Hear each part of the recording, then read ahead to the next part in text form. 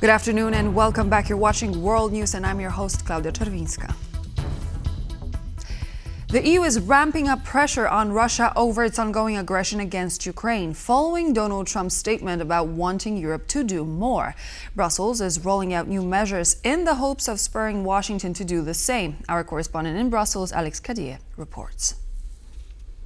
Well, following the discussion between US President Donald Trump and European Commission President Ursula von der Leyen, that very commission trying to find new ways to ramp up the pressure on Russia because of its invasion of Ukraine. One element, of course, those frozen Russian assets, about 200 billion euros worth held here in Belgium. Of course, for the last couple of years, they have been shaving off the interest profits from those assets and giving it to Ukraine. But the United States and others putting the pressure for more to be used from those assets. The European Commission exploring what mechanisms they could use to do so legally. One proposal includes taking those assets and investing them in zero-interest EU bonds, increasing, therefore, the revenues for Ukraine. But again, those discussions will have to be had with the 27 member states. So too will the shared responsibility, because Moscow has promised it will retaliate either legally or otherwise against any country that touches those frozen assets. At the very same time, following her call with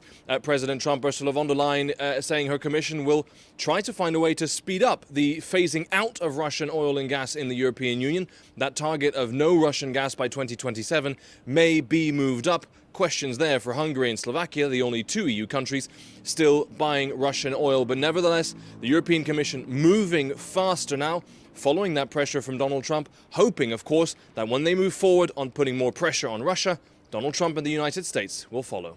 In Brussels, I'm Alex Cadier for TVP World. Denmark will purchase long-range precision weapons capable of destroying targets at long distances, Prime Minister Mette Frederiksen announced on Wednesday. Referring to last week's drone attack on Poland, she said the purchase decision was made at the right time.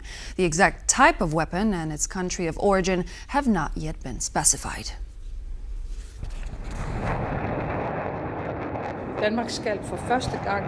For the first time, Denmark will build up military capacity in the form of long-range precision weapons.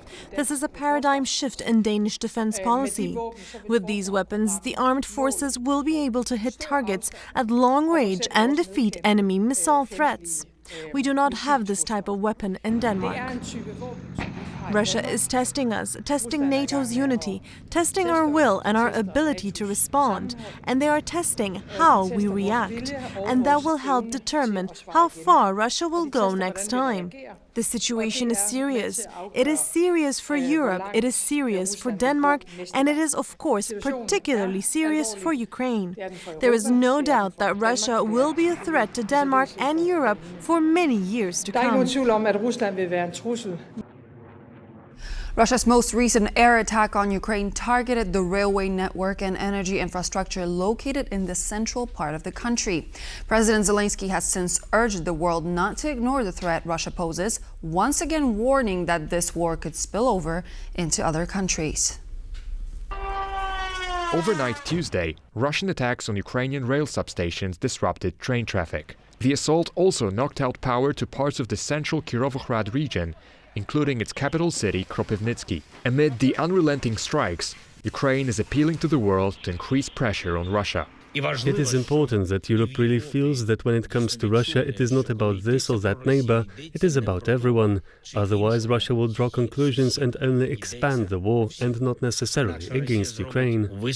The Pope has said that the recent escalation of the war worries him.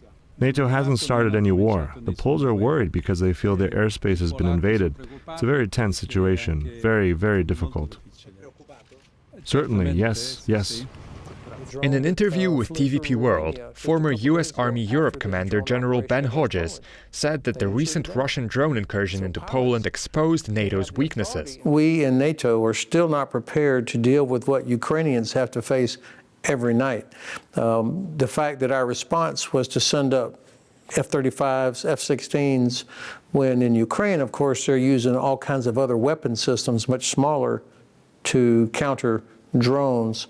That tells me that we're still not ready for the scale and the speed and the complexity of what Ukraine is facing.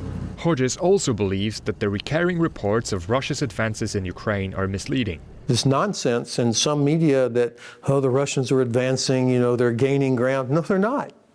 I mean, Pokrovsk, you know how far east in Ukraine that is. And it's 3.5 years since the large-scale invasion, 11 years since the war started, and they still haven't captured Pokrovsk. According to the general, the key to ending the war lies within the Kremlin. And in order for that to happen, the world must not get tired of supporting Ukraine. Putin does not care how many of his soldiers are killed. It means nothing to him.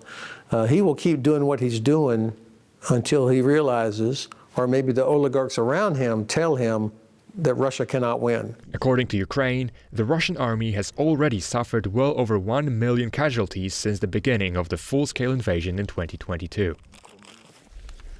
Polish Prime Minister Donald Tusk has responded to media reports in Poland claiming an errant Polish missile may have hit a house during last week's Russian drone incursion by saying that Moscow bears the responsibility for the damage.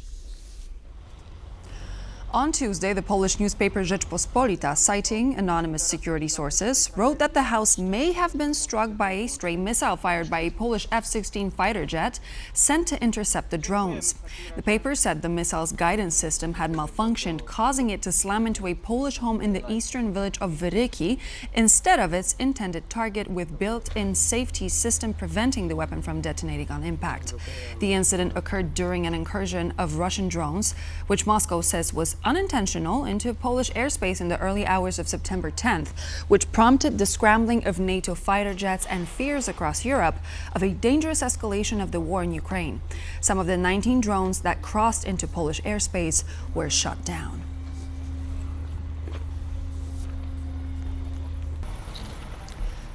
No one is learning these lessons. This from Warsaw Mayor Rafał Trzaskowski, who lambasted the European Union for its new budget at the Budapest Forum, Building Sustainable Democracies. The contender in Poland's recent presidential election said the budget takes away power from local authorities, dampening the bloc-wide resilience against populists. Look at the EU budget now. They want to centralize it. They have an idea because they liked so much the recent ideas, how the money was distributed in the resilience and recovery pacts, that they now want to strengthen the same method and centralize it and take local governments, regional politicians out of that. This is learning a lesson from what happened in Poland and in other countries. It should go exactly in the other direction. It should strengthen the local, regional direction, the level in actually negotiating and then spending money.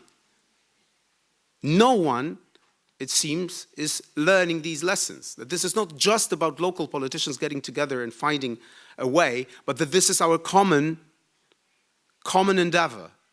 That in the European Union we should change priorities. We should listen to what the people are saying. The European Union has concluded trade talks with Indonesia, according to media reports, with EU trade chef Maroš Šefčovič set to travel to the country next week for an official announcement. The trade deal, which has been 10 years in the making, follows another deal Brussels recently signed with the South American Mercosur bloc. In response to Donald Trump's protectionist trade policy, Brussels has doubled down on forging agreements with partners around the world. Talks are ongoing with countries like Vietnam, Philippines, and Thailand. Indonesia, an economy of almost 300 million people, is a top priority for the EU, as it has vast resources necessary for a green transition, including nickel. The bloc is Indonesia's fifth largest trading partner, with trade between the two reaching about $30 billion last year. Completing negotiations does not mean the deal enters into force. It still needs to be formally signed and then accepted by the member states.